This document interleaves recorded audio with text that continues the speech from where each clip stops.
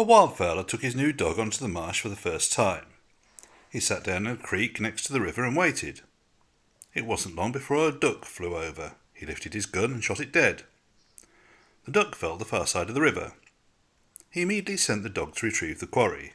However, he was amazed to see that when the dog reached the river, instead of swimming, it walked across the water, picked up the duck and walked back across the water to his owner. Time passed and the fowler shot another duck that fell the far side of the river. Again his dog fetched the duck by walking on the water. Driving home, he resolved not to tell anyone for fear of being laughed at, but instead to take a fellow wildfowler on his next trip to witness the dog's behaviour.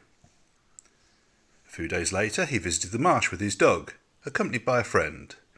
It wasn't long before a duck was shot. As before, it fell the other side of the river. Therefore he sent his new dog to make the retrieve. As on the previous trip, it walked on the water, picked up the duck, and walked back. His friend watched the dog but made no comment. Walking off the marsh they chatted, but no mention was made of the dog's great achievement. Driving home, the tension got too much for him, so he asked his fellow fowler, "Did you notice anything about my dog?" "Well," his friend replied, "seeing as you've mentioned it, I did notice something."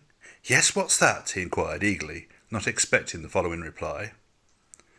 "That dog of yours," he paused, "he can't bloody swim."